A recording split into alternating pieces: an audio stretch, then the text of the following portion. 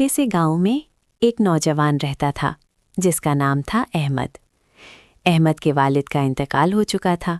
घर में माँ, छोटी बहनें और भाई थे। फसल बर्बाद हो गई, कर्जे बढ़ गए। गांव वालों के ताने सुन सुनकर दिल टूट गया। अब बस शहर जाकर कुछ करना पड़ेगा। रात के अंधेरे में बारिश बरसती हुई कीचड़ भरे रास्तों पर पैदल निकल पड़ा। थकावट से आंखें बूझल, पेट खाली, दिल मायूस। रात गहरी हो चुकी थी जब वो एक छोटे से वीरान गांव के करीब पहुंचा। वहां एक पुरानी मस्जिद खड़ी थी, छत टूटी हुई, दीवारें कच्ची ईंटों की, अंदर मुकम्मल अंधेरा। अहमद ने सोचा, बस यहाँ थोड़ी देर बैठ जाऊं, आराम कर लूं। वो अंदर दाखिल हुआ। वज़ू खाने में थोड़ा सा पानी बचा था। वज़ू किया, 2 रकत नफल पढ़ी, फिर सजदे में गिर पड़ा। या अल्लाह, मैं थक गया हूँ। माँ रो रही है, बहनें भूख से तड़प रही हैं। मैं कहाँ जाऊँ, क्या करूँ? बस एक बार मेरी सुन ले, रास्ता दिखा दे। आंसुओं ने सजदे की जगह भीग दी। रोते रोते वो वहीं सो गया। अहमद की आंख खुली। मस्जिद में कुछ लोग जमा थे। एक बूढ़े इमाम साहब नमाज पढ़ा रहे थे। नमाज के बाद इमाम साहब ने अहमद को देखा और मुस्कराकर पूछा, बेटा, तुम कौन हो? रात यहाँ कैसे आ गए? अहमद ने रोक रोक कर सब कुछ सुना दिया। गांव, कर्जे, माँ की रोती हुई सूरतें, शहर जाने का इरादा। इमाम साहब खामोशी से सुनते रहे, फिर बोले, बेटा, अल्लाह के घर में कोई अनजान नहीं होता। तुम यहाँ अल्लाह के मेहमान हो। और फिर उन्होंने हैरान कुन बात बताई। आज फजर से पहले मुझे ख्वाब आया था। एक नौजवान मस्जिद में सजदे में रो रहा था और अल्लाह ने फरमाया, इसकी मदद करो, ये मेरा बंदा है। अहमद के कानों में गर्ज सी गूंजी।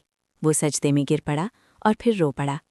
इमाम साहब ने उसे उठाया और कहा, चलो मेरे साथ। एक शख्स है जो मस्जिद का बहुत खैरख्वाह है। शायद अल्लाह ने इसी के ज़रिए तुम्हारी मदद का बंदोबस्त कर रखा हो। इमाम साहब अहमद को गांव के एक अमीर आदमी के पास ले गए।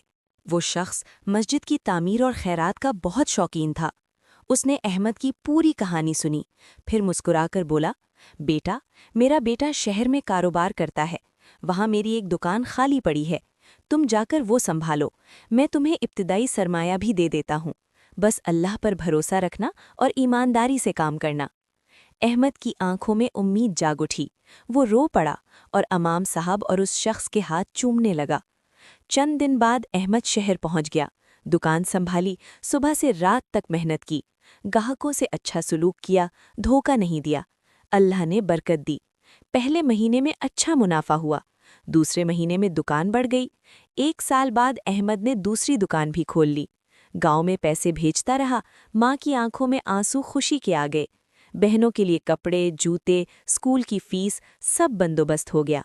2 साल बाद अहमद वापस उसी गांव आया।